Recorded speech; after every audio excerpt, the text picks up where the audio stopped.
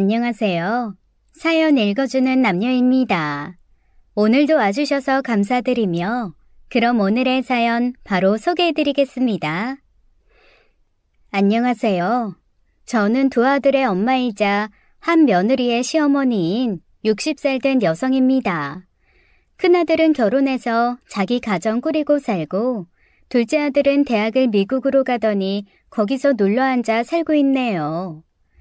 그래서 가까이서 사는 큰아들 부부와 자주 왕래하며 지내고 있습니다. 요즘 며느리가 제게 애교를 떨며 건강기능식품을 사다 주곤 하는데요. 저는 그런 며느리를 보면 이상하게 왜 겁부터 나는지 모르겠어요. 자라보고 놀란 가슴, 소뚜껑 보고 놀란다는 말 때문인 것 같습니다. 우리 며느리가 참 여러모로 대단한 아이예요. 가족들을 충격에 빠뜨렸다가도 또 가족들을 놀라게 하는 아이랍니다. 제 아들이 처음 며느리 되레를 데려왔을 때 저는 너무나 좋았어요. 지금껏 한 번도 느껴보지 못한 밝음과 웃음이 집안에 한가득 피어났거든요. 그전까진 정말 절간처럼 조용한 집이었기에 며느리의 등장이 너무나 반가울 수밖에 없었죠. 제 남편과 큰아들로 말할 것 같으면 로봇이라고나 할까요? 무표정한 얼굴에 말투도 로봇 같고 말이 많은 사람들이 아니에요. 게다가 다른 사람에겐 관심도 없고요. 그나마 둘째가 좀 나았었는데 둘째는 먼 타지에 있으니 제가 외로움을 많이 탔네요. 그러던 중 큰아들이 며느리와 만나기 시작하면서 조금 사람 같아졌습니다.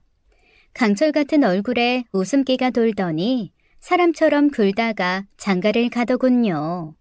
며느리 사랑은 시아버지라고 했던가요? 원조 로봇이던 남편 역시 며느리가 들어오니 사람에게 관심을 보이기 시작했죠. 결혼 31년 만에 두 번째로 느껴보는 훈훈한 가정 풍경이었네요. 첫 번째는 바로 제가 큰아들을 가졌을 때였는데 그때 남편 표정을 지금도 잊을 수가 없습니다.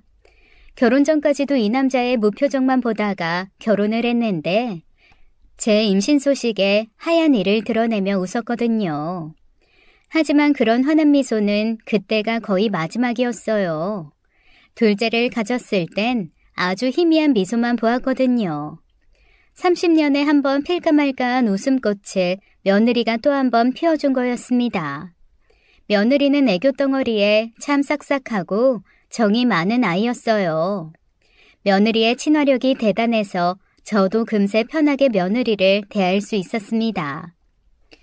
결혼 전부터 목욕탕에 같이 갈 정도였으니 말 다 했죠. 결혼 후에도 우린 참 사이가 좋았습니다.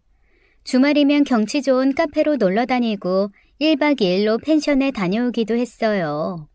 며느리가 주말 계획 짜는 걸 좋아해서 펜션이며 리조트며 자주 놀러 다녔죠. 애교 많은 며느리 덕에 무뚝뚝한 남편도 말을 한마디라도 더 하곤 했습니다. 아버님, 저번에 보니까 봄잠바가 다 낡아서 지퍼 끝이 망가졌던데 저랑 오늘 같이 쇼핑 가요. 아이, 난 됐다. 그러지 말고 같이 가요. 아버님 오늘 뭐 약속 있으세요? 없다. 그럼 콧바람도 쐴 겸 같이 백화점 다녀와요.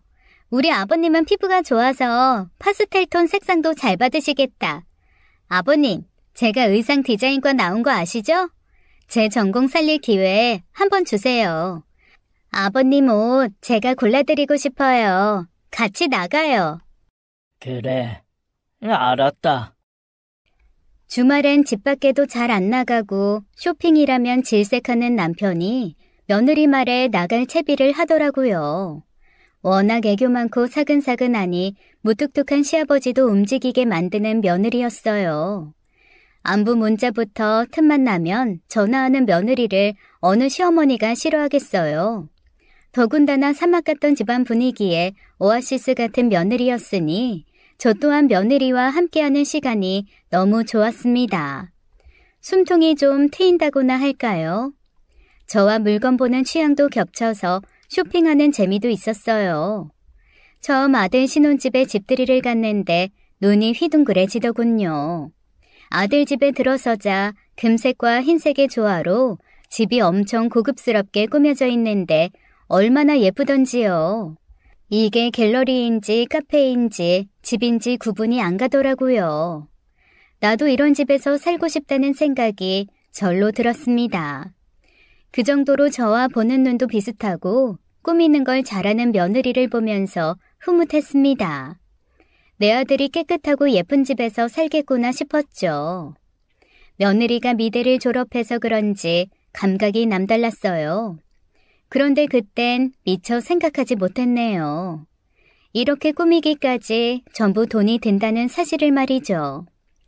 여러분, 동물 중에 가장 사치스러운 동물이 어떤 동물인지 아시나요? 그건 바로 사자입니다. 왜 사자인 줄 아시겠죠? 이거 사자 저거 사자 하잖아요. 며느리를 1년쯤 겪어보고 나서 제가 며느리에게 지어준 별명이 사자입니다. 사치의 왕 사자요. 시부모인 우리들 옷과 선물을 챙기는 며느리는 효부인 줄 알았지만 알고 보니 쇼핑 중독이었습니다. 주말마다 시부모와 함께 시간을 보내고 싶어 하는 줄 알았던 며느리는 알고 보니 주말마다 예쁜 카페에 앉아서 플렉스라고 하나요? 그것도 능력 있는 사람이 할 때나 플렉스죠. 저는 돈지랄이라고 부릅니다. 암튼 돈을 물 쓰듯 하는 거였어요. 카페에 2시간 앉아 있는데 비싼 빵과 음료로 7, 8만 원을 쓰는 며느리였죠. 그래도 아들과 사이가 좋은 데다 성격이 모난 아이는 아니어서 크게 문제 삼지는 않았어요. 자기도 생각이 있으면 적당히 선지키며 살림하겠거니 했죠. 하지만 카페 음료값에 주말마다 쇼핑하다 보면 티 한 장을 사주더라도 나가는 돈을 무시 못하겠더라고요. 결국 어느 순간부터 며느리의 방문이 달갑지 않았어요. 왜냐하면 초반에 몇 번은 며느리가 계산한 적이 있었지만 어느 순간부터는 우리 부부가 계산하는 걸 당연하게 여겼거든요. 그래서 아들에게 넌지시 말했어요. 주말엔 우리도 바쁘니 너희끼리 놀아라 라고요. 물론 자식들에게 쓰는 돈이 아까운 건 아니었어요. 하지만 매주 토요일, 일요일에 방문하다 보니 8일만 계산해도 하루에 돈 20만 원씩 우습게 쓰니 그 비용이 만만치 않았죠. 남편도 일찍 은퇴를 하고 돈벌이가 없는 마당에 사치스러운 소비가 우리 가족과는 맞지 않았거든요. 처음엔 2손 가득 과일과 고기를 들고 오는 며느리가 고마웠는데 그게 사실 어디 받기만 해서 되나요? 다시 2손 가득 들려보내려니 우리 노부부 허리가 휘겠더군요. 그래서 조금 소비를 줄이자는 마음에 아들에게도 넌지시 말했어요. 명절도 아닌데 우리 집 올 때마다 그렇게 뭐 많이 안 사와도 돼. 저도 괜찮다고 말했는데 수진이가 빈손으로 가면 자기 마음이 불편하다고 챙기는 거예요. 베풀고 나누는 것도 좋지만 정도껏이어야지. 너희 맞벌이도 아니고 너 혼자 회사 다니는데 생활비 감당은 되니? 내가 저번에는 수진이가 한 달간 우리한테 쓴 돈 대충 계산해봤는데 그게 좋게 100만 원은 되더라. 그리고 우리가 받기만 할 순 없으니 더 얹어서 돌려줘야 되잖아. 수진이한테 옷이니 신발이니 사준 거 계산해보니까 150만 원 되더라고. 그동안 챙겨준 건 너무 고마운데 이젠 그만해도 돼. 나중에 명절이나 생일에나 좀 챙겨줘. 알겠어요. 사실 진작 그렇게 말했는데 수진이가 엄마 아빠 잘 챙겨주고 싶은가 봐요. 근데 솔직히 저도 좀 부담스러워요. 지난달에 월급보다 쓴 돈이 더 많더라고요. 수진이한테도 잘 얘기해볼게요. 그래, 너희도 애 낳으면 돈 들어갈 때 많을 텐데 지금부터 열심히 저축해놔야지. 그렇게 대화를 나눈 지 얼마 되지 않았을 무렵이었습니다. 일주일에 2-3번씩 방문해서 수다도 떨고 놀고 가던 며느리가 연락도 뜸하고 집에 온다는 소리도 없더라고요. 하루가 멀다 하고 전화를 하던 애가 연락이 없으니 걱정되기까지 하더라고요. 그래서 어느 날은 제가 밥 먹으러 오라고 아이들을 불렀습니다. 며느리가 전화를 안 받길래 아들에게 연락했어요. 아들이 알겠다고 하고 저녁에 왔는데 며느리는 안 왔더라고요. 수진이는? 오늘 저녁에 약속 있다고 못 왔어요. 아들 말을 곧이곧대로 믿고 아들만 저녁을 먹였습니다. 그리고 집에 보낼 때 반찬들을 바리바리 싸서 들려보냈어요. 주차장까지 내려가서 반찬들을 차에 실어주려고 트렁크를 열었는데 트렁크에 골프백이며 테니스 라켓이 한가득 차 있더라고요. 너 골프 배워? 아, 제 거 아니에요. 그럼 누구 거야? 수진이 거요. 동창 친구들이 다 골프 쳐서 자기도 해야 된대요. 아휴. 그렇다고 대답하는 아들이 한숨을 쉬는데 이 녀석이 제게 말 못할 무슨 고민이 있나 싶었습니다. 그래서 아들에게 물었죠. 너 요새 무슨 일 있니? 아니요, 없어요. 없는 게 아닌데. 왜? 무슨 일인데? 혹시 오늘 수진이 안 온 거 무슨 이유 있는 거야? 그러자 아들이 우물쭈물하며 한마디 하더군요. 별건 아니고 요새 돈 좀 아껴 쓰라고 했더니 삐졌나 봐요. 삐져? 실은 제가 생활비 관리 직접 하기로 했거든요. 안 그러면 파산할 것 같아서. 그동안 며느리에게 살림을 맡겨왔던 아들이 경제권을 모두 가져간 모양이었어요. 월급을 며느리 통장에 모두 넣어주다가 안 되겠다 싶었는지 자기가 직접 관리하겠다고 딱 생활비 200만 원만 떼어준다는 거였습니다. 나머지는 아들이 관리하고요. 그랬더니 며느리가 화가 나서 요새 서로 말도 안 한다는 거였습니다. 이날도 저녁 먹으러 오라고 했다는 말을 전했는데 자기는 안 간다고 해서 혼자 온 거라고 하더군요. 저는 아들에게 지혜롭게 사이 잘 풀라고 얘기해주고 아들을 보냈습니다. 그 후로도 사이는 안 풀어진 건지 며느리에게 안부 문자 하나 안 오더라고요. 결국 제가 며느리에게 먼저 문자를 보냈습니다. 잘 지내냐는 그 흔한 안부 인사였어요. 건강하게 잘 지내고 있지? 그렇게 잘 지내진 못하네요. 어머님은 잘 지내시죠? 며느리 답장에 전화를 해보았어요. 며느리가 그러더군요. 요즘 잘 못 지내? 무슨 일 있니? 어머님, 혹시 어머님이 지성씨 시켜서 저 생활비 외에 주지 말라고 하셨어요? 그게 무슨 말이야. 난 그러라고 한 적 없어. 그래요? 전 또 어머님네 다녀오고 나서 지성씨가 카드 내놓으라길래 시키신 줄 알았네요. 아니면 말고요. 근데요, 어머님. 저 솔직히 결혼하고 나서 되게 자존심 상해요. 그래서 우울증 와서 정신과 상담도 받고 왔어요. 이건 또 무슨 소리인가 싶었습니다. 저는 차분히 무슨 일이냐고 물었죠. 제 친구들은요, 남편들이 월 1,000만 원씩 벌어도 생색은커녕 그 돈 전부 아내들한테 맡긴대요. 그런데 지성 씨는 300만 원 조금 넘는 그 돈도 저한테 다 주기 아까운가 봐요. 그러면서 저한테 돈 아껴 쓰라는 말만 반복하는데 저 정말 스트레스 받아요. 꼭 제가 살림도 제대로 못하고 돈도 안 벌어온다고 구박하는 것 같단 말이에요. 설마 지성이가 그렇게 생각하겠니? 그리고 돈은 아껴 써야 나중에 정말 필요할 때 쓸 수 있는 거야. 지금이 제일 저축하기 좋을 때기도 하고. 그러니 너무 나쁘게만 생각 말고 살림 공부한다고 생각해. 며느리는 제 대답이 마음에 안 드는 눈치였어요. 다음에 밥 먹으러 오라고 말하니 그러겠다고 하더라고요. 그렇게 통화를 끝냈습니다. 며느리와 통화한 일을 남편에게 말하자 남편은 묵묵히 듣고만 있었습니다. 원래부터 워낙 감정기복도 거의 없고 말도 적은 사람이라 딱히 이렇다 저렇다 자기 생각을 말하는 법이 없었어요. 다 듣고 나서 딱 한마디만 했죠. 지들이 알아서 하게 냅둬. 그러다 제 생일이라 아들 집에서 모이게 되었습니다. 제 생일이지만 제가 아이들을 불러서 밥 한 끼 해먹이려고 했어요. 그랬는데 며느리가 기특하게도 제 생일상을 차려주겠다고 하더군요. 그래서 혼자 음식 준비하려면 힘들 것 같아서 제가 아들과 며느리가 둘 다 좋아하는 소갈비찜을 해서 가져갔죠. 아들 집에 도착해서 현관문 앞에 도착했는데 옆집과 아들 집 현관문 사이에 커다란 택배 박스 여러 개가 높이 쌓여 있더라고요.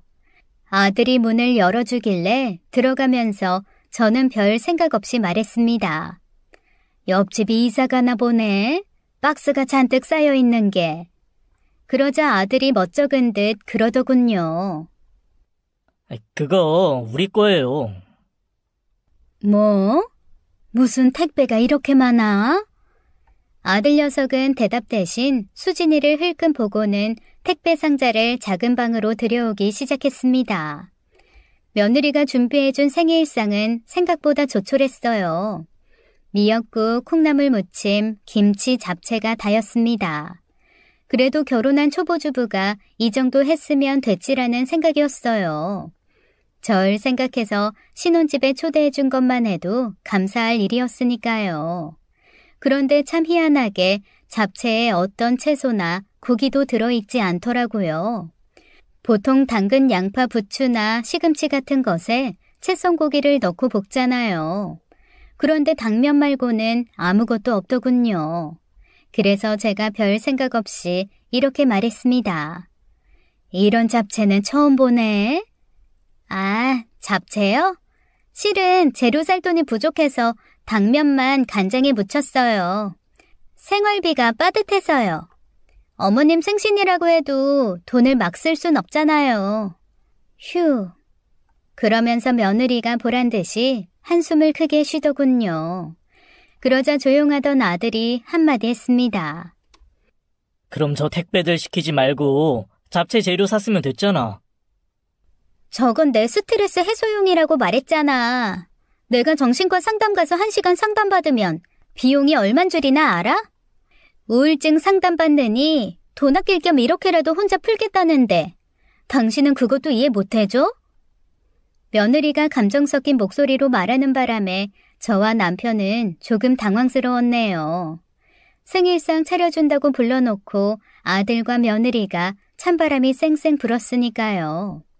오늘 생일이라고 저와 남편을 부른 것도 혹시 일부러 이런 모습 보여주려고 불렀나 싶더라고요. 아니나 다를까 식사하는 내내 며느리는 계속 불평불만 이야기를 쏟아냈습니다. 어머님, 제가 어머님 생신 제대로 챙겨드리고 싶은데 어머님도 아시다시피 제가 요즘 좀 궁하잖아요. 생활비가 얼마 안 돼서 그 돈으로 차리다 보니 좀 빈약한 생일상이네요. 어머님이 이해 좀 해주세요. 아니야, 이 정도면 훌륭해. 수진이 네가 요즘 알뜰하게 살림하느라 애썼겠네. 고맙게 잘 먹으마. 네.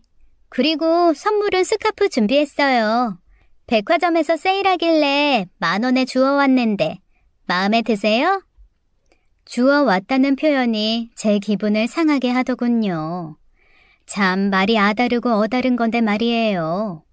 어머님 드리려고 예쁜 스카프 하나 사왔어요 라고 하던지 저렴한데 예뻐서 골랐어요 이렇게 말할 수도 있잖아요. 그런데 주워왔다니요.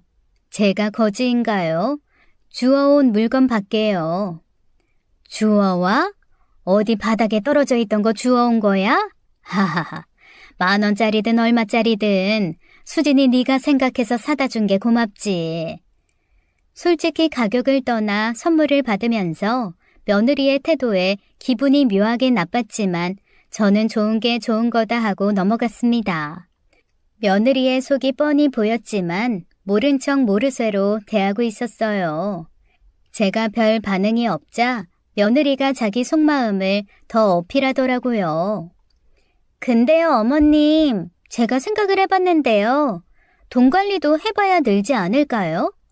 제 친구도 처음 결혼하고 한 1년은 살림 잘 못해서 돈 흥청망청 썼는데 지금은 완전 살림 고수 됐대요.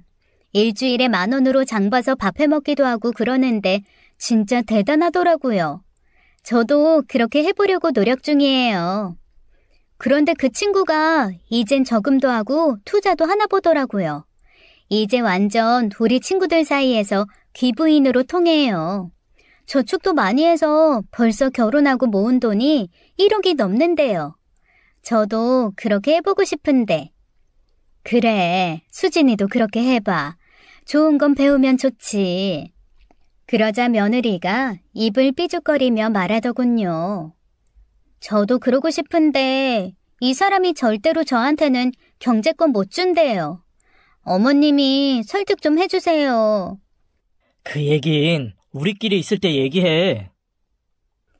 그래, 그런 건 둘이 잘 상의해서 결정해라. 며느리가 그치지 않고 몇 마디 더 꺼내자 아들이 딱 잘라서 그만 얘기하라고 하더군요. 며느리가 입이 대빨라와서 툴툴거리는 바람에 저와 남편은 불편한 자리가 되고 말았습니다. 그날 일로 며느리의 속마음을 대충 알게 된 것 같았어요.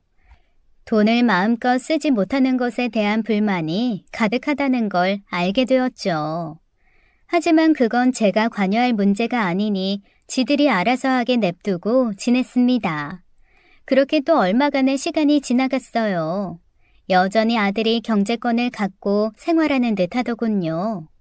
그렇게 결혼한 지 1년쯤 지났을까 어느 날 며느리가 황당한 이야기를 꺼냈습니다.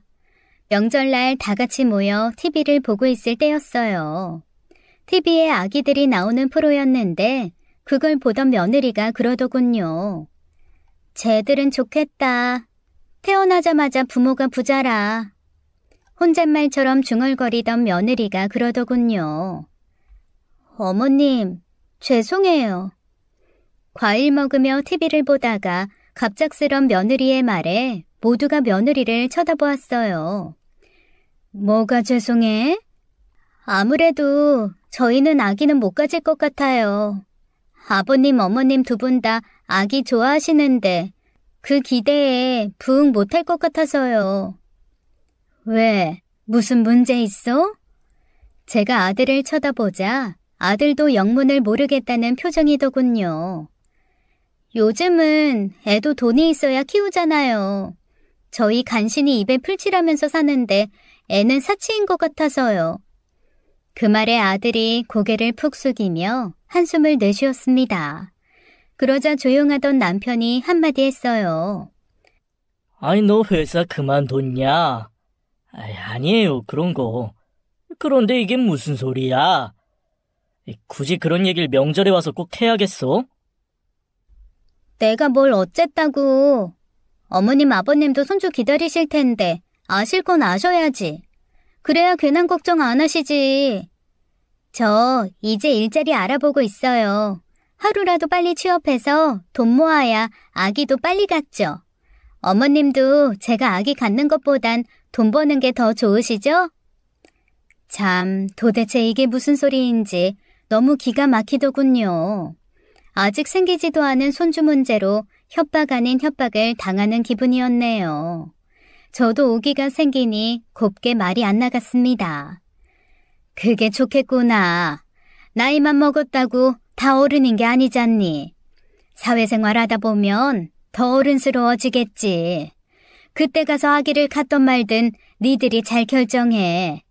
그리고 나도 자식들한테 유산 정리 미리미리 해두려고 했는데 굳이 손주도 안 낳았는데 미리 할 것 없겠구나. 둘째도 만나는 여자 있는 것 같던데 걔들이 결혼해서 먼저 손주 낳으면 걔들한테 먼저 정리해주던지 하마. 니들은 5년이든 10년이든 천천히 계획 세워서 잘해보렴. 제가 며느리 눈을 똑바로 쳐다보고 그렇게 한자 또박또박 말을 하니 며느리 얼굴에서 미소가 싹 사라지더군요. 심지어 코 옆에 얼굴 근육은 떨리고 있었어요. 그런데 며느리도 지지 않고 말했습니다. 이럴 줄 알았으면 좀 천천히 결혼할 걸 그랬어요. 돈도 더 벌어놓고 했어야 했나 봐요. 이 일랑 결혼하느라 제가 일터에서 멀어져서 일도 그만두고 시집 왔더니 취업 자리 알아보기가 쉽지도 않네요. 그러게 말이다. 뭐하러 빨리 결혼했니? 마음속으로는 차라리 우리 아들이랑 결혼하지 말지 그랬니? 라고 말하고 싶었지만 꾹 참았네요. 며느리는 우리 집에 어울리지 않는 사람 같았어요. 예쁜 걸 보면 사야 하고 집도 계절별로 예쁘게 꾸며야 하니 아주 부잣집에 시집갔어야 했다는 생각이 들었죠. 그런 애가 우리처럼 평범한 집에 시집을 왔으니 모든 게 못마땅했을 겁니다. 게다가 씀씀이 감당이 안 돼서 아들이 경제권도 뺏었으니 제 딴에는 화도 났겠죠. 명절날 아이들을 일찍 보내고 나자 남편이 제게 그러더군요. 애들 앞에서 왜 감정을 보이고 그래? 당신답지 않게. 지들이 알아서 하게도. 아니, 그럼 손주 갖고 협박하는데 화 안 나요? 당신도 손주 빨리 보고 싶어 했잖아요. 게다가 우리 아들은 그런 애 만나서 무슨 죄냐고요. 수진이 걔 그렇게 안 봤는데 진짜 당돌하네. 어디 감히 시부모 앞에서 애를 갖네 안 갖네 결혼을 천천히 하네 어쩌고 그런 소리래요. 그게 우리 아들이랑 결혼한 게 마음에 안 든다 그 말이잖아요. 지성이 똑똑한 애야. 우리가 거들지 않아도 스스로 알아서 잘 처신하래라고. 그러니 당신은 나서서 관여하지 마. 어쨌거나 수진이한테 나도 좀 실망했다. 그래도 25에 시집온 철없는 애 말에 감정 동요해서 입씨름하지 마. 아들도 장가 보내놨으면 우리 손 완전히 떠난 거야. 애들이 먼저 손 내밀기 전에 우리는 그냥 지켜나 보자고. 어쩐 일인지 남편이 이렇게 일장연설을 늘어놓더군요. 며느리가 시집 올 때만 해도 1월에 같지 않았는데 실망감을 넘어 속상한 마음마저 들었습니다. 그날 이후 며느리는 어디서 돈이 생긴 건지 비싼 호텔 뷔페에도 다니고 명품 가방을 떡하니 사진 찍어서 자기 카톡 사진에 올려놨더라고요. 애들 일에 신경 쓰지 말라던 남편 말 때문에 자세히는 못 물어보고 며느리가 일을 구했는지만 물었네요.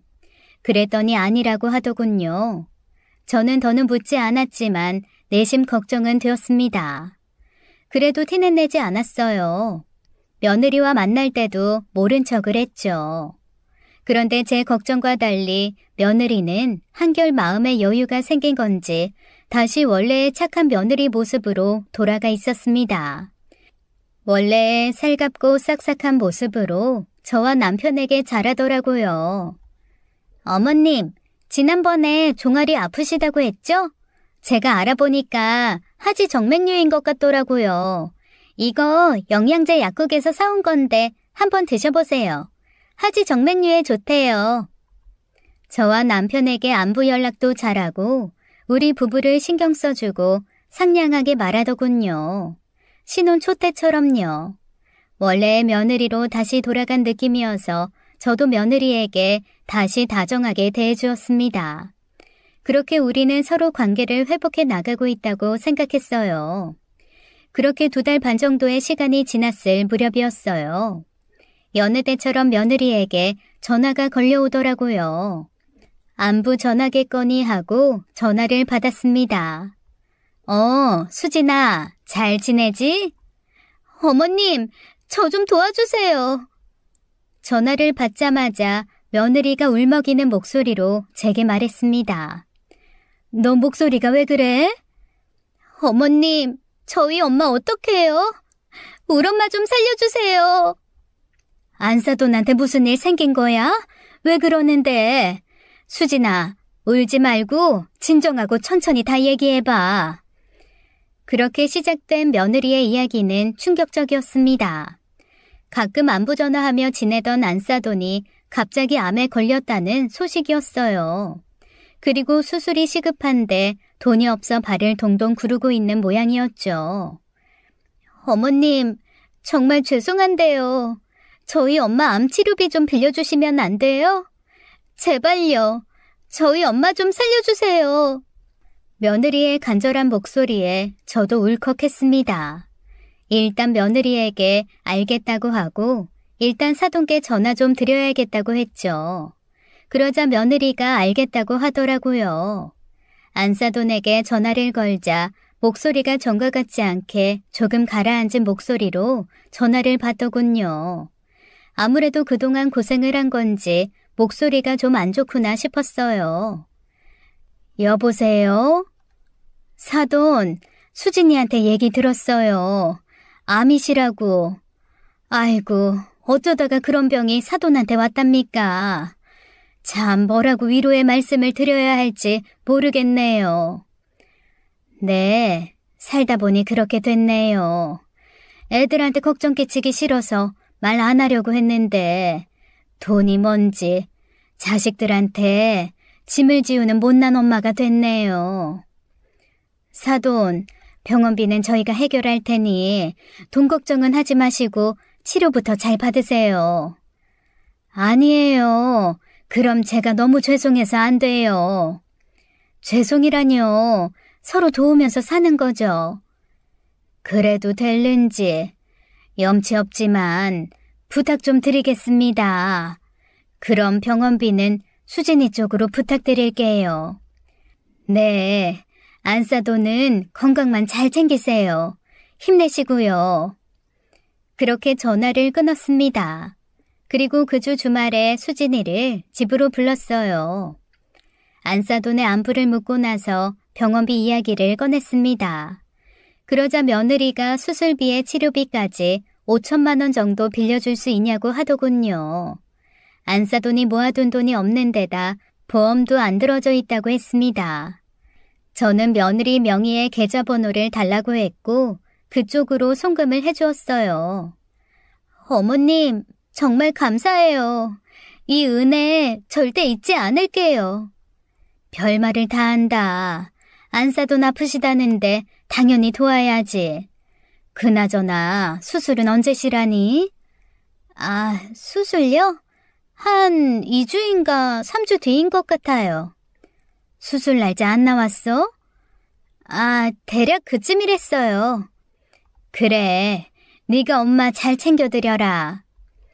며느리가 수술 날짜를 확실하게 말을 안 하길래 수술 날짜가 확정이 안 된 건가 싶었습니다.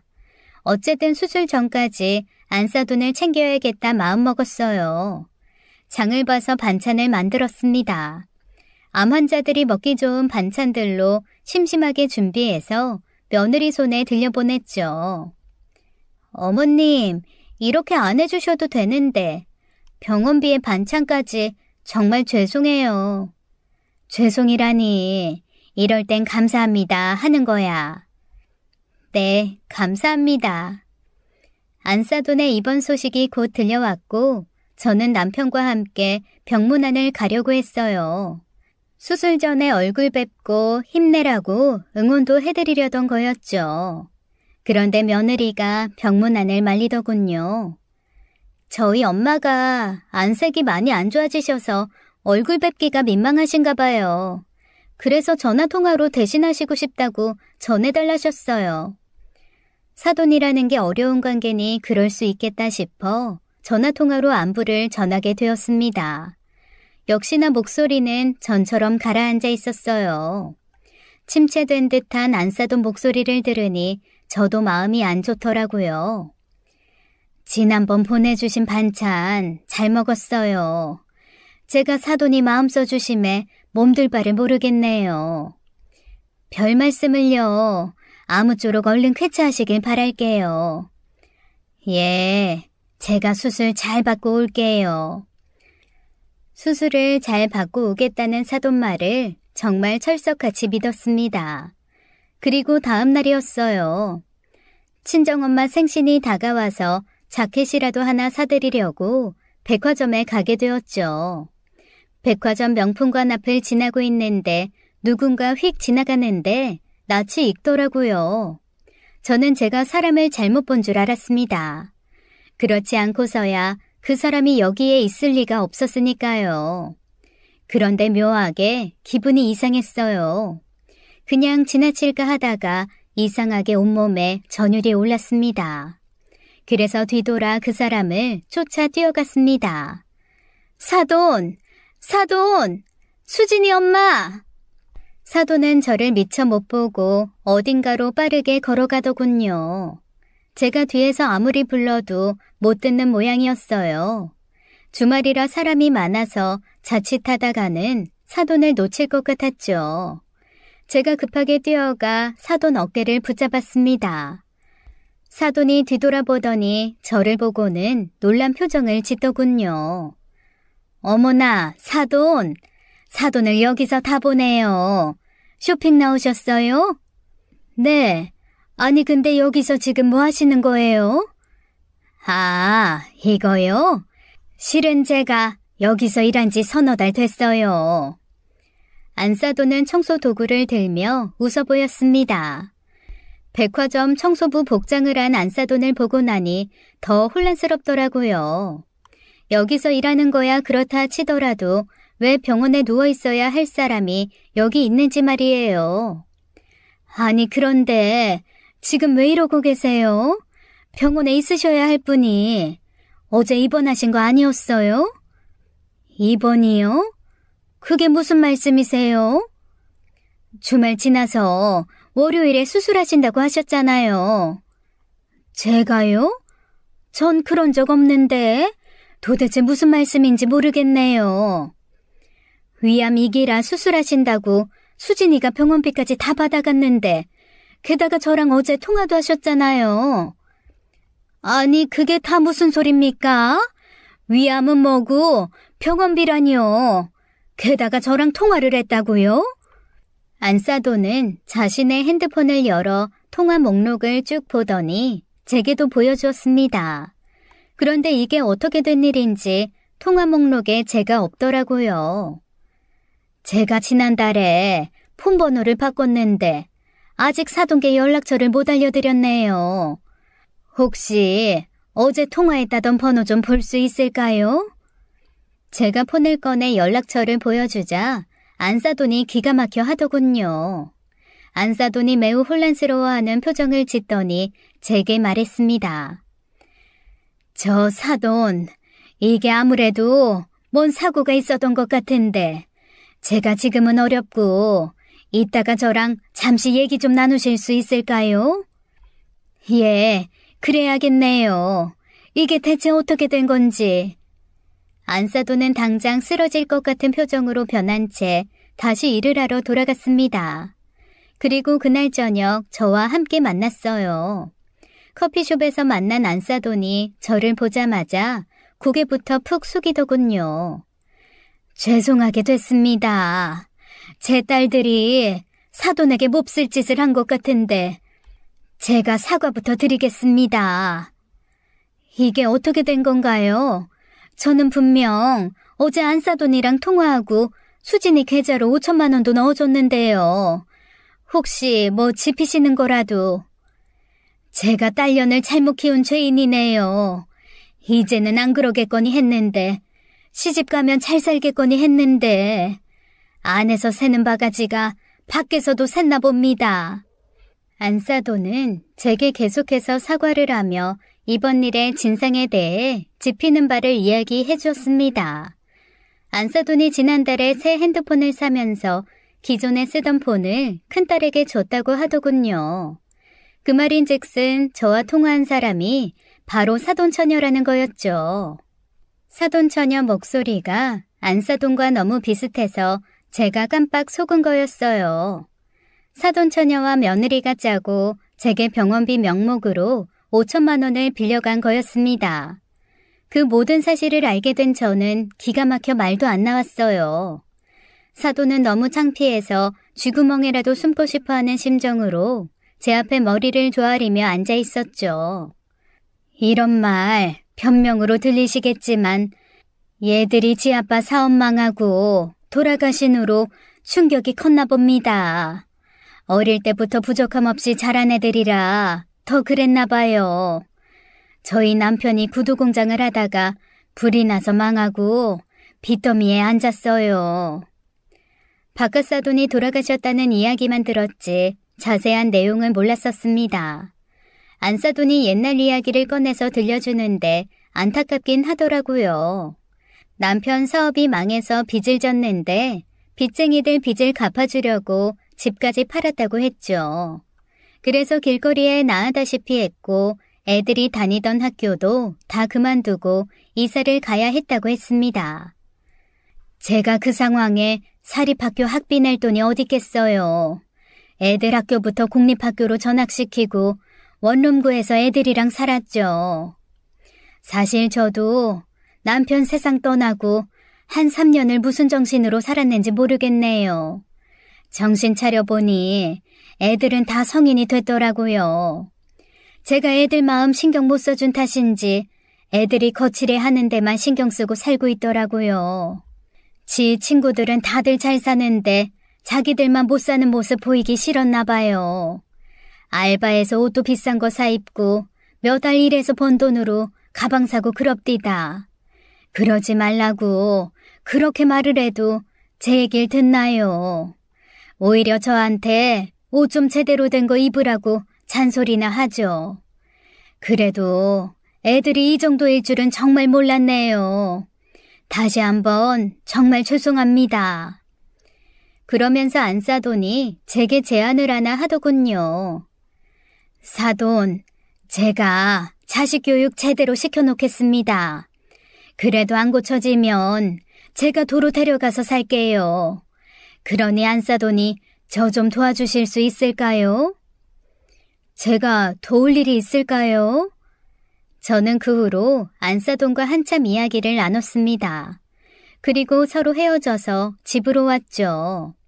집으로 오는 길에 안사돈 이야기에 마음이 무겁더군요. 이래도 되나 싶고요. 그래도 이참에 며느리 사치병을 고쳐야 하니 이렇게라도 해보자라는 마음으로 결론을 냈어요. 며느리에게 제가 사돈에 대해 묻지도 않고 아무 말도 안 하고 있으니 며느리가 먼저 제게 연락이 와서는 자기 엄마 수술 잘 받았다고 거짓말을 늘어놓더군요. 저는 그냥 그러냐고 하고 알았다고 전화를 끊었습니다. 제 반응이 이상했는지 며느리가 어색해하며 전화를 끊더군요. 그리고 한 2주 정도가 지났어요. 그 사이에도 며느리는 친정엄마가 많이 좋아졌다는 둥 어쩌고 하는데 한 귀로 듣고 한 귀로 흘렸습니다. 그렇게 일일이 보고할 것 없어. 네?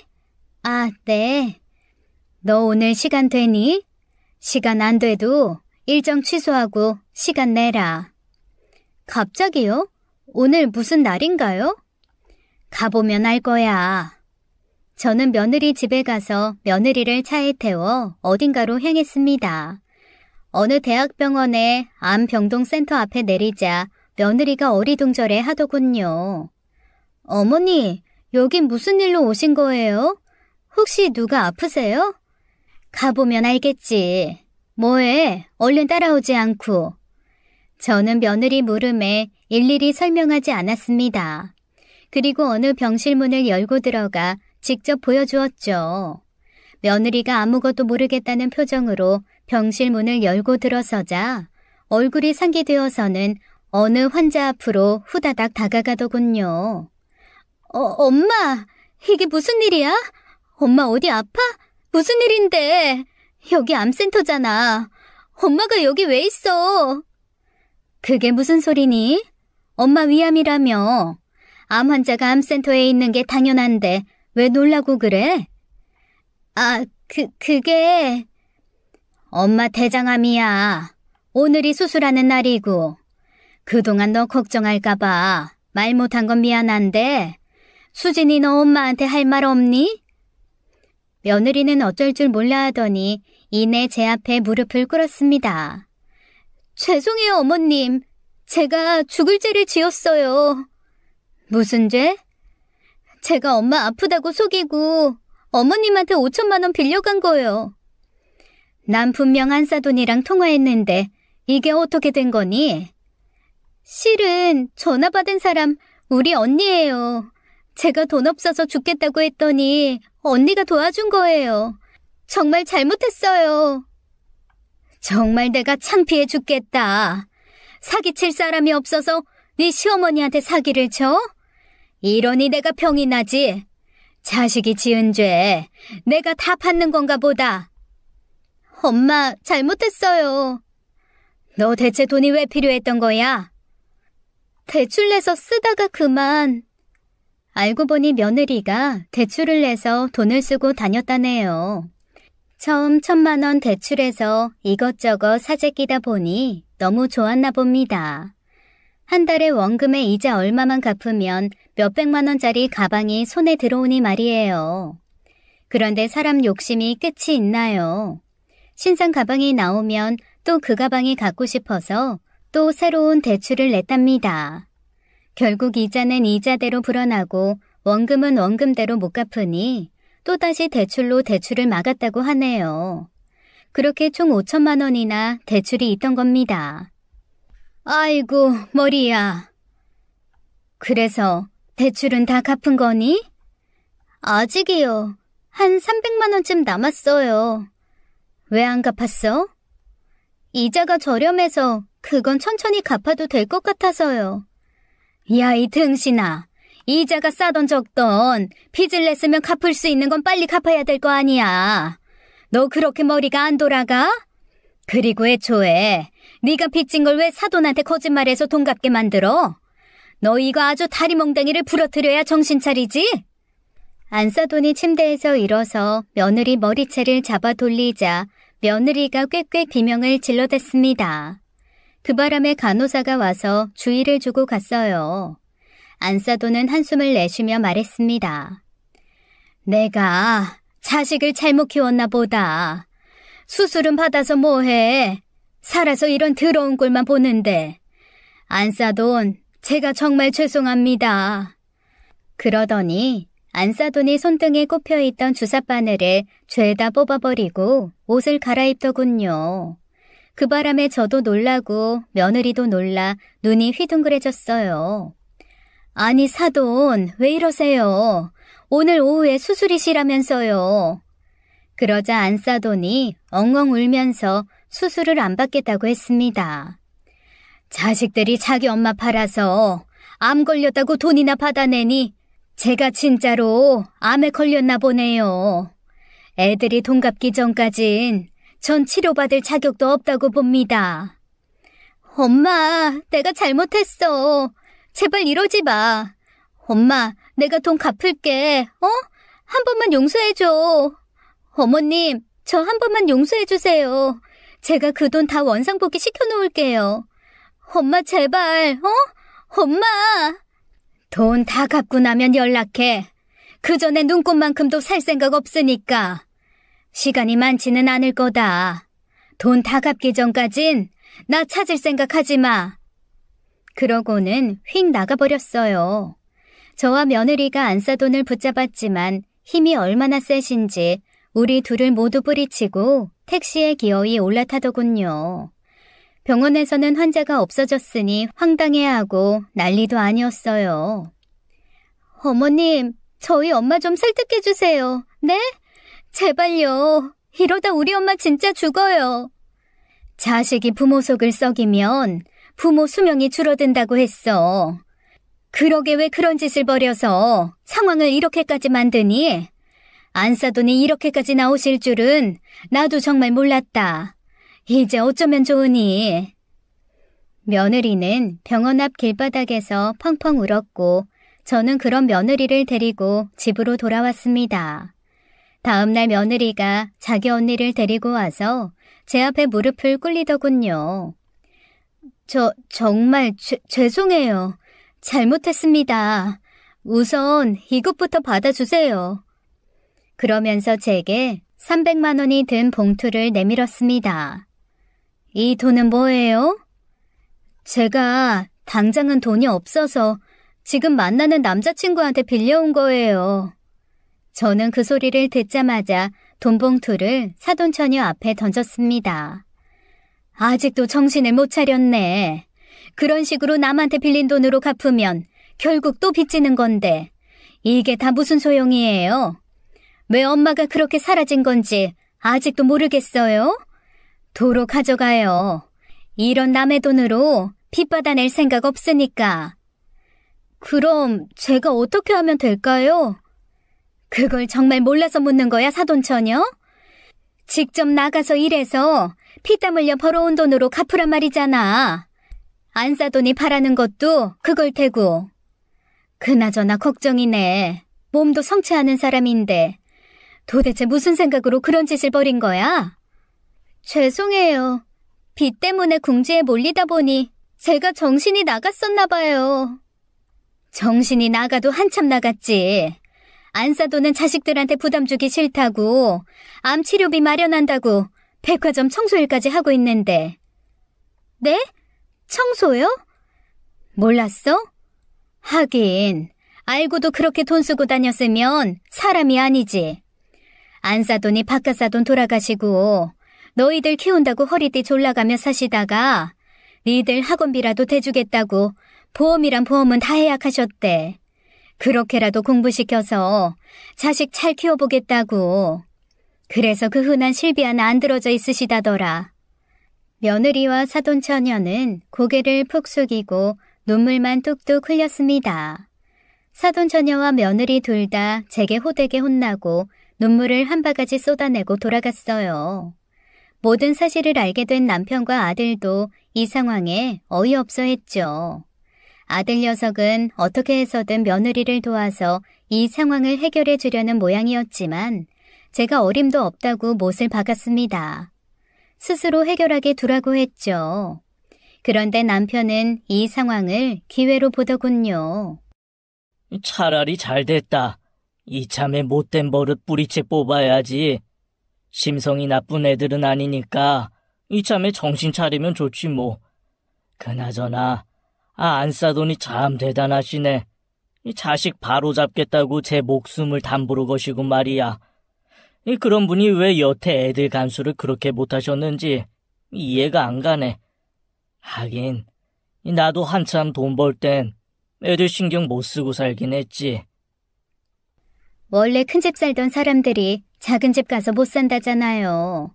크게 누리고 살다가 누릴 것조차 없어졌으니 애들이 엇나갔나 봐요. 바깥 사돈이 생전에 애들이 원하는 건 다 해줬었나 보더라고요. 그러다가 한순간에 다 잃었으니 얼마나 상심이 컸겠어요. 게다가 바깥 사돈까지 객사하시고 요 녀석들 한 짓을 보면 아주 괘씸하다가도 한편으론 딱하네요. 그보다 안 싸돈 속이 말이 아닐 텐데 걱정이에요. 스트레스 받으면 안 되는데. 사돈이 진짜로 암일 줄 누가 알았겠어. 이래서 말을 조심해야 하는데 말이야. 자기 엄마 위암이라고 속이더니 진짜로 암에 걸렸던 거잖아. 그러게 말이에요. 며칠 후 아들에게 전화를 걸어 며느리가 어쩌고 있는지 넌지시 물어보았습니다. 그랬더니 집에 있던 명품 가방이며 옷이며 전부 팔고 있다더군요. 그 다음 주에 아들에게 또 물었더니 며느리가 취직을 했다고 했습니다. 번듯한 직업은 아니고 편의점 알바를 시작했다더군요. 왜 직장을 안 구하고 알바를 해? 그게 제일 빨리 구할 수 있는 일이라서요. 아무래도 며느리 발등에 불똥이 떨어진 모양이었어요. 그리고 또 며칠 후 아들에게서 며느리 소식을 듣게 되었습니다. 수진이가 요즘에 투잡 뛰어요. 무슨 일 하는데? 낮엔 편의점 알바하고 저녁부터 새벽까지 하는 물류센터 알바 시작했어요. 아들은 며느리가 하루 5시간 자고 일만 하는 게 걱정됐는지 제게 월급을 줄 테니 장모님께 비밀로 하고 빚 갚은 걸로 해줄 수 없냐고 묻더군요. 저도 그러고 싶지만 그러면 또 거짓말하는 꼴이 되니 그건 안 된다고 딱 잘라 말해주었습니다. 저라고 며느리 건강 걱정이 안 되겠어요. 그래도 이참에 대충 부르게 넘어가면 절대 안 된다는 생각은 확실히 들었죠. 그렇게 시간이 흘러갔어요. 며느리가 일하느라 바빠 끼니도 대충 때운다는 말을 들어서 아들 집에 반찬을 주러 갔습니다. 며느리가 물류센터에 출근할 준비를 하더라고요. 한 달 만에 마주한 며느리가 어느새 이렇게 말랐는지 원래도 날씬한 애가 피골이 상접했더군요. 어머님, 오셨어요? 아참, 이거 받으세요. 아직 한참 모자란데 제가 열심히 일해서 또 마저 갚을게요. 봉투 안에는 정확히 3,200만 원이 들어있었어요. 그동안 판 물건들 값에 한 달치 월급을 넣은 돈이었죠. 그래, 애썼다. 밥이라도 잘 챙겨 먹어라. 며느리는 코피가 났는지 코에 휴지를 맞고 있는데 얼마나 짠하던지요. 그래도 모른 척하고 반찬을 두고 나오려는데 며느리가 저를 붙잡았습니다. 어머님, 혹시 저희 엄마 연락 되세요? 울먹이며 말하는데 참 뭐라고 말해줘야 할지 모르겠더군요. 내가 해줄 말은 없지만 네가 반성하고 열심히 사는 만큼 엄마도 잘 계실 거야. 이만 가보마. 그렇게 2달째 되던 날에 며느리가 또다시 돈봉투를 내밀었습니다. 제 한 달치 월급이랑 언니가 번 돈까지 넣었어요. 언니가 갚을 돈이 500인데 그중에 200만 원이에요. 그래, 수고했네. 언니도 수고 많았고. 저희 엄마 잘 계시는 거죠? 혹시 엄마 연락처 아세요?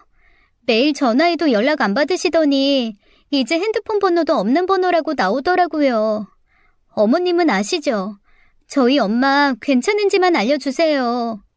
수진아, 안사도 많이 아프셔. 몸도 마음도 많이.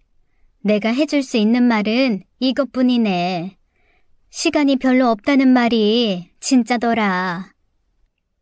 엄마, 아니 농담이죠? 엄마는 장모님이랑 연락하실 거 아니에요. 아니, 제발 그렇게 말하지 마시고 연락처라도 알려주세요. 내가 무슨 자격으로 말해. 당사자가 절대 싫다는데. 돈 다 갚기 전엔 안 나타나겠다는데 어쩌니 그럼. 그렇게 딱 잘라 말하고 나오면서도 저도 마음이 무거웠습니다. 솔직한 심정으로 안사돈 건강이 걱정되는 것도 사실이었어요.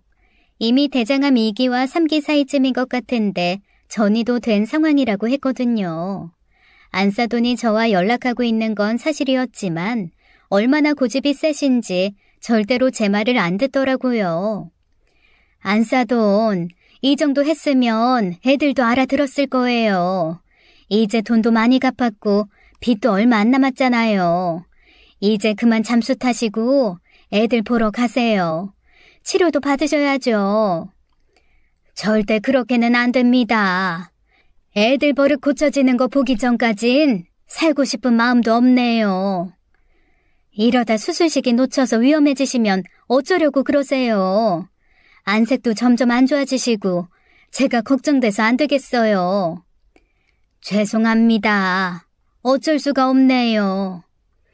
저는 안사돈에게 수술부터 받고 아이들 하는 행동을 지켜보자고 했지만 안사돈은 끝까지 거부하더군요. 그 사이 얼굴은 더 안 좋아지니 제가 더 마음을 졸였어요. 하루하루가 가시밭길 지나는 것처럼 고통스럽게 천천히 흘러갔습니다. 또 한 달이 지나 며느리가 돈을 가져왔죠. 며느리가 투잡으로 한 달에 370만 원을 가져오고 사돈 처녀가 200만 원을 가져와서 남은 돈이 각각 500여만 원과 100만 원쯤 되더라고요. 총 600여만 원을 남겨두고 일이 터지고 말았네요.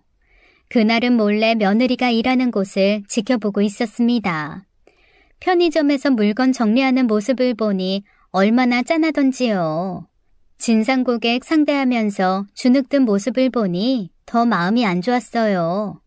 그런데 그때 안사돈에게 연락이 왔습니다. 네, 사돈. 저 구급대원인데요. 박순여 씨 가족분 되시죠? 예? 아, 예. 박순여 씨가 복통을 호소하셔서 지금 땡땡병원에 와 있는데요. 현재 수술이 급히 필요해서 보호자 동의가 필요해서요. 지금 땡땡병원으로 와주실 수 있나요? 저는 연락을 받고 너무 놀라 남편과 함께 병원으로 달려갔습니다. 가보니 사돈이 침대에 누워있더라고요. 알고 보니 장폐색이 와서 끙끙 앓다가 구급차를 타고 오다 실신한 모양이었어요. 아이, 고통이 엄청 나셨을 텐데 이렇게 될 때까지 어떻게 참으셨어요? 이러다 장천공되면 쇼크사 하세요.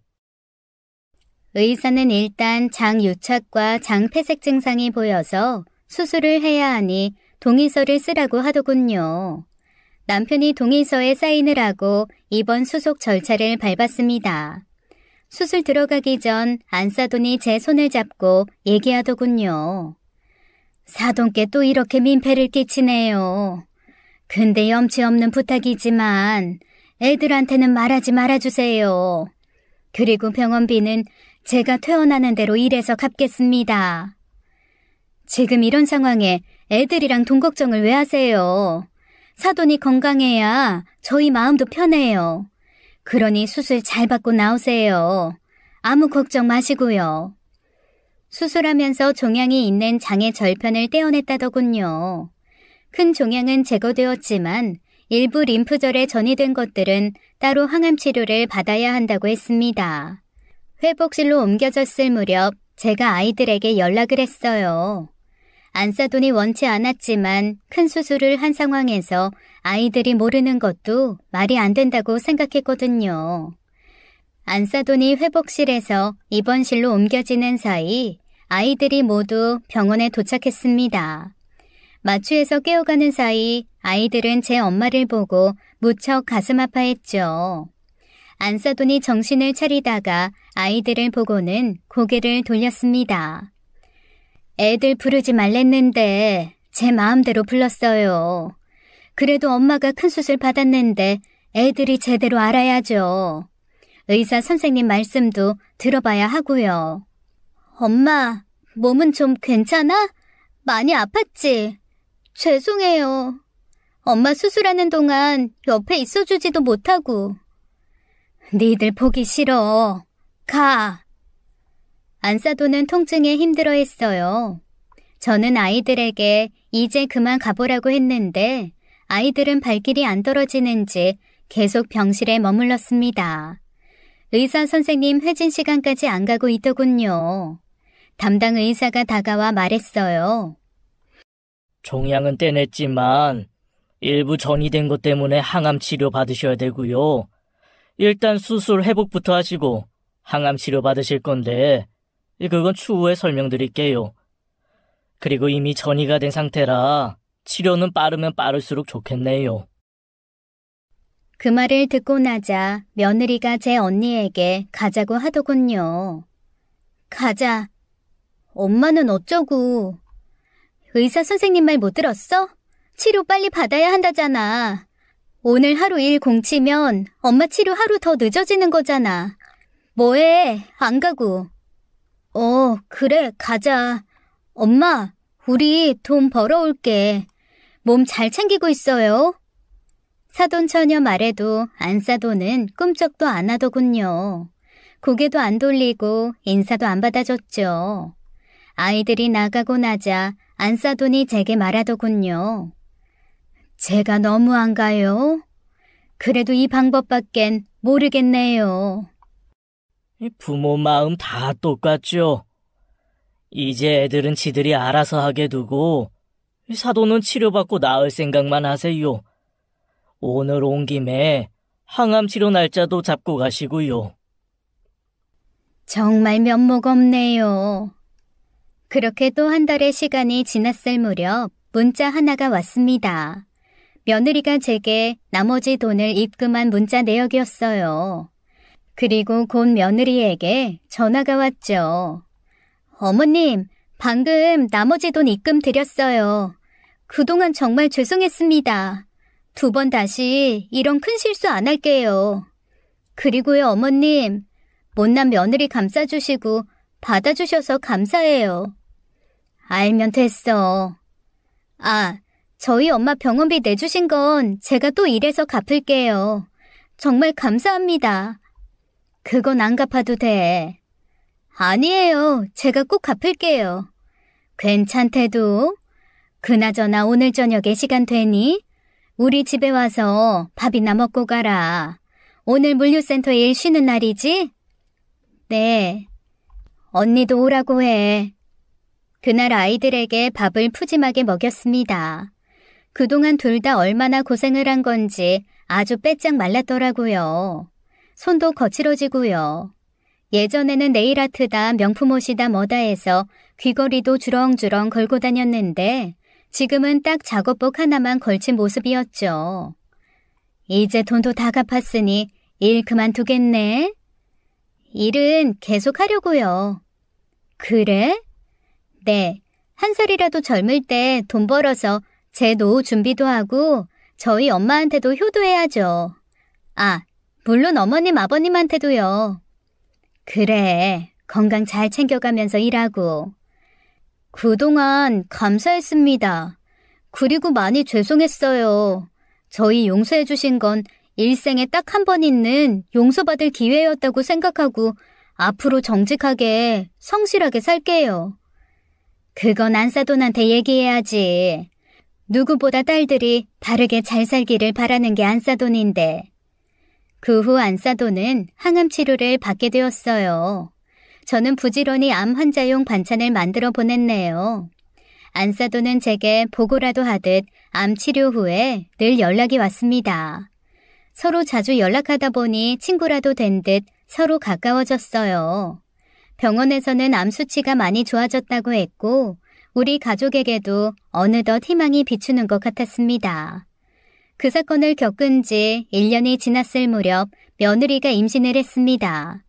로봇같이 무표정하던 아들이 하얗게 이를 드러내며 웃는데 딱 30여 년 전 남편을 보는 것 같더군요.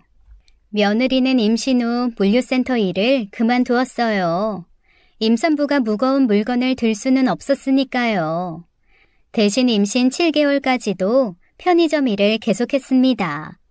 아기가 태어나고 우리 집에 다시 한번 웃음꽃이 피었어요. 남편도 아들도 하얗게 이를 드러내고 웃는데 그걸 보는 저도 행복하더라고요. 비록 며느리가 한순간에 실수를 하긴 했지만 며느리 덕에 이렇게 행복한 날도 오더군요. 아기를 보러 자주 아들 집에 가곤 했습니다. 그게 저와 남편의 낙이었죠. 그런데 갈 때마다 며느리가 틈만 나면 책을 읽더라고요. 화장실에 들어갈 때도 책을 가지고 들어가고요. 대체 무슨 책을 그렇게 열심히 보니? 아, 이거요? 뭐 경제나 경영에 관한 책인데요. 이게 은근 재밌더라고요. 경영? 네, 어느 책에서 봤는데요. 경영을 배우고 사업하는 거랑 안 배우고 하는 건 천지 차이라고 하더라고요. 한마디로 직접 겪어서 몸으로 깨우치는 걸 책으로 배워서 머리로 깨우치면 시간적으로 훨씬 이득이라고요. 아, 저 나중에 뭐라도 해보려고 공부하는 거예요. 엄마, 수진이 완전 돈독 올랐어. 애 키우면서도 맨날 돈 벌 궁리만 해. 며느리는 26개월 차에 아기를 어린이집에 맡기고 다시 일을 다니기 시작했습니다. 그 사이 안사돈도 몸이 많이 회복되어서 다시 백화점에 일을 나갔어요. 며느리는 화석연료를 태워 동력을 얻은 기관차처럼 한번 돈 벌기 시작한 후로 멈출 줄을 몰랐습니다. 예전엔 소비에 적극적이었다면 이제는 돈을 버는 데에 전력을 다했죠. 우리 손주가 4살이 될 무렵 며느리가 스튜디오를 창업했습니다. 집 꾸미기 좋아하고 예쁜 거 보는 안목도 좋더니 자기한테 딱 맞는 일을 찾았더군요. 개업하는 날 스튜디오에 가보니 너무 예쁘게 꾸며놨더라고요. 조명부터 소품 하나까지 신경 쓴 티가 나더라고요. 며느리가 저와 남편을 사진 찍어주는데 어디서 찍어도 잡지 화보처럼 사진이 나왔어요. 내 영정사진도 여기서 한 장 찍어야겠다. 햇빛이 잘 들어와서 아주 화사하게 잘 나오겠네. 엄마, 무슨 말을 해도 그렇게 해. 빨리 취소해. 아유, 일단 한번 찍어봐. 얼마나 잘 나오나 좀 보게. 이거 스튜디오 차리는데 한두 푼 든 게 아니겠는데? 또 빚내서 한 거 아니야? 아우, 아니야. 순전히 내가 뼈 빠지게 일한 돈으로만 차린 거야. 페인트 칠도 내가 직접 하고 커튼도 직접 달고 다 내 손길 안 간 곳이 없다고. 하여튼 장사 안 된다고 남의 돈 끌어다 쓸 생각만 해봐. 그땐 사돈이 말려도 내가 너 반품해 갈 거야. 알았어? 어머님, 저 반품 안 하실 거죠? 글쎄다. 내 아들이 너 아니면 죽고 못 사니 내 맘대로 반품은 못하지. 아유, 우리 며느리가 한금알 낳는 거위가 될 수도 있는데 지금 반품하면 안 되지. 남편이 맞장구를 쳐주는 바람에 모두가 웃음바다가 되었네요. 그런데 정말 남편 말이 씨가 된 건지 며느리의 사업은 꽤나 잘 되는 듯 했어요. 며느리는 스튜디오를 운영하며 번 돈으로 1년 만에 또 다른 곳에 스튜디오 창업을 하더군요. 얼마나 잘 버는지는 모르지만 꽤 잘 되니 사업을 확장하는 것 같았어요. 수진이가 사업 수완이 좋은가 보네. 분점을 또 내고. 좋은 정도가 아니에요. 수진이가 나보다 돈 더 잘 벌어요. 그리고 수입 안정되면 대학도 다시 다닐 건가 봐요. 사실 며느리가 좋은 대학에 의상 디자인 학과에 입학해서 1년 정도 학교를 다니다가 그만뒀었습니다. 집안 사정이 여의치 않아서요.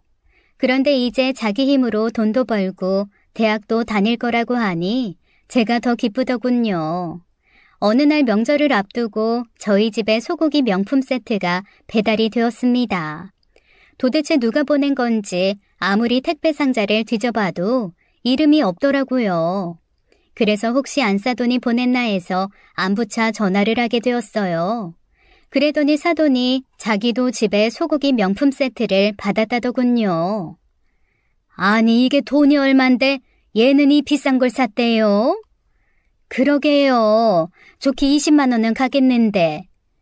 얘가 또 돈질할 병이 도졌나 보네요. 지난달엔 건강기능식품도 사왔던데 돈 벌 때 저축해야 하는데 말입니다. 저한테도 영양제 사다 줬던데 아무래도 제가 단돌이 좀 해야겠네요. 아껴 쓰라고 한마디 해도 되죠? 그럼요. 근데요 사돈은 그거 받을 자격 있으세요. 저는 아니지만요. 덕분에 우리 딸 버릇 고쳤잖아요. 아이고 제가 한 게 뭐 있다고요. 다 사돈 덕분이죠. 아닙니다. 사돈이 우리 딸 보듬어주고 아픈 저까지 잘 챙겨주시니 지도 보고 배운 게 있었겠죠. 이게 다 사돈 덕이니 사돈은 사양 말고 다 받으셔야죠. 사돈과 서로에게 공을 미루다가 결국 둘 다 선물을 받는 걸로 결론을 내렸습니다. 그 후 며느리는 저와 안사돈에게 폭풍 잔소리를 들어야 했죠. 지금은 여전히 저는 며느리에게 옳은 소리, 쓴소리하며 지내고 있어요. 아마 귀에 딱지가 앉았을 겁니다. 그래도 옆에서 바로잡아주는 게 우리의 역할이 아닐까 싶네요. 제 긴 이야기 들어주셔서 감사합니다. 지금까지 사연 읽어주는 남녀였습니다.